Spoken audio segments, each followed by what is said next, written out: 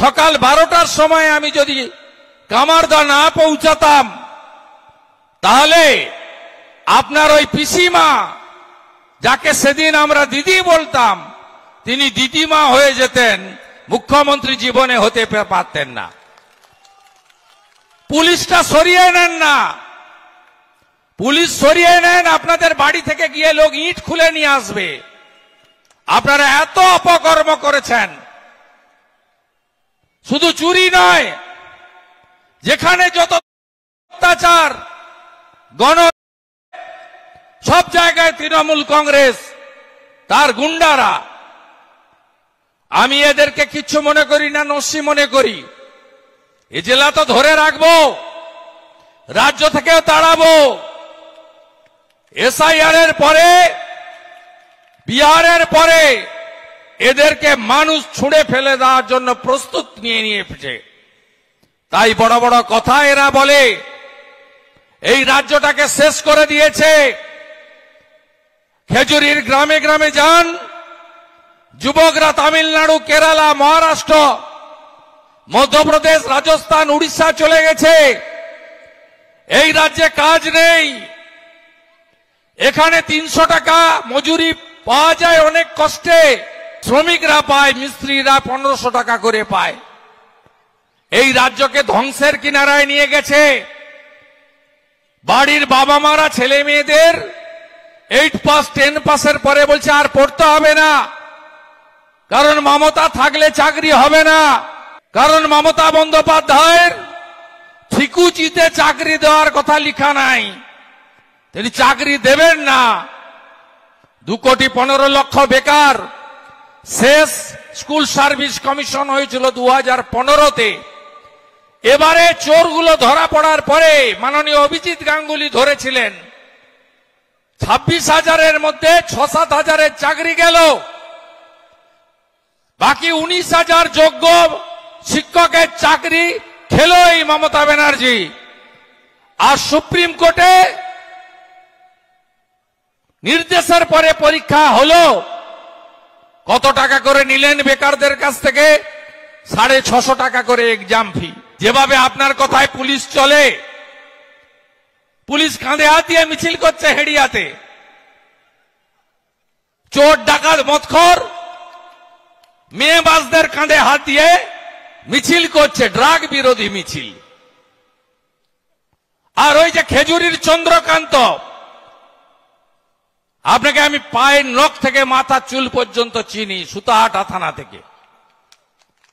আপনার পরিণতি যা হবে আপনি দেখবেন এপ্রিল মাসের পরে।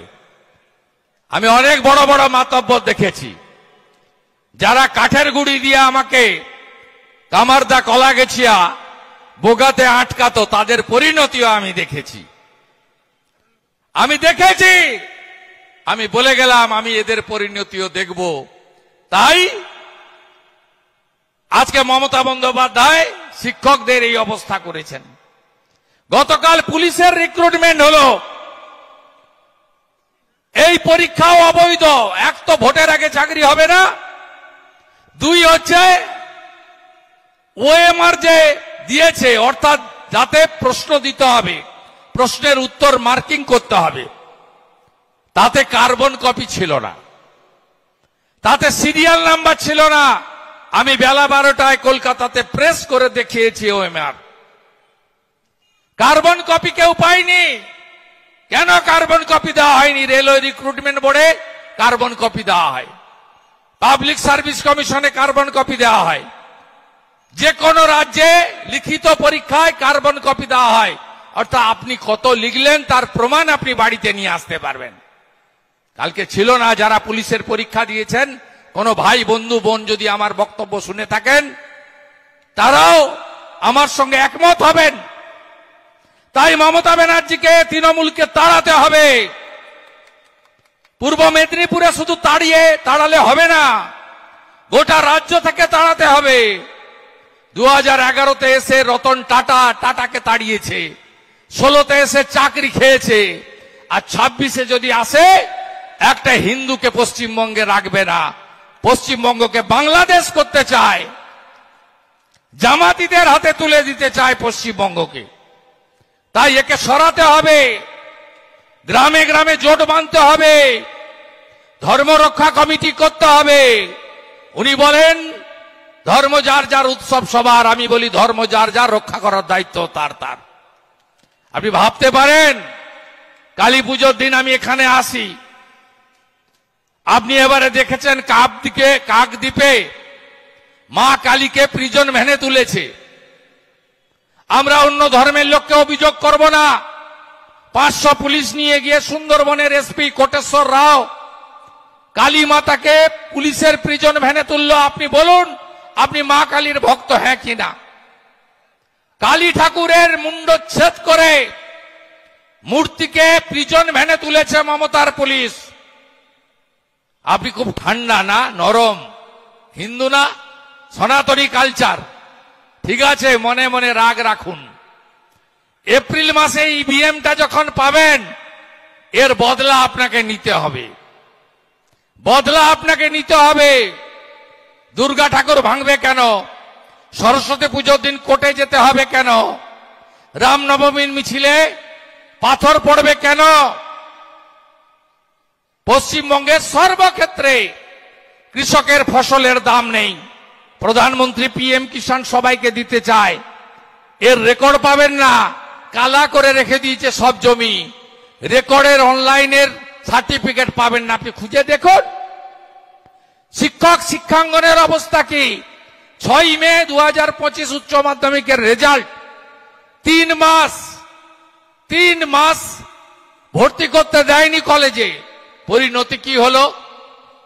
9,54,000 স্নাতকের পোস্ট, 3 লক্ষ ছেলে মেয়ে ভর্তি হলো, 6,54,000 পোস্ট ভাঙা।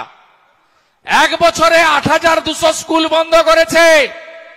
1 teacher no teacher, 2 teacher school ভর্তি, কারণ শিক্ষক নিয়োগ হয় না। মমতা ব্যানার্জি চান না সরকারি স্কুল চলুক, কারণ তিনি টেকনো ইন্ডিয়ার সঙ্গে চুক্তি করেছেন। সত্যম রায়চৌধুরী প্রাইভেট কলেজ এবং ইউনিভার্সিটিগুলোকে তিনি 1,000 কোটি টাকা ব্যবসা পাইয়ে দিলেন। জয়েন্টের রেজাল্ট সবচেয়ে শেষে বের করলেন, এমন সময় বের করলেন যখন ভালো ভালো ডাক্তার ইঞ্জিনিয়ারের ছেলে মেয়েরা অন্য রাজ্যে গিয়ে ভর্তি হয়ে গেল। এই তো পশ্চিমবাংলার শিক্ষা ব্যবস্থা। পশ্চিমবঙ্গের শিল্পে কি অবস্থা তাকিয়ে দেখুন। টাটাকে তাড়িয়েছিল, রতন টাটার মতো লোক বলে গেছিল, আমার মাথায় ট্রিগার রেখে আমাকে রাজ্য ছাড়তে বাধ্য করলো, আমি খারাপ এমকে ছাড়লাম, মানে মমতা ব্যানার্জিকে, ভালো এম এর কাছে চললাম। তখন গুজরাটের মুখ্যমন্ত্রী ছিলেন নরেন্দ্র দামোদর দাস মোদী। 6,888 শিল্প তাড়িয়েছেন এই মুখ্যমন্ত্রী। এরপরেও একে আনবেন?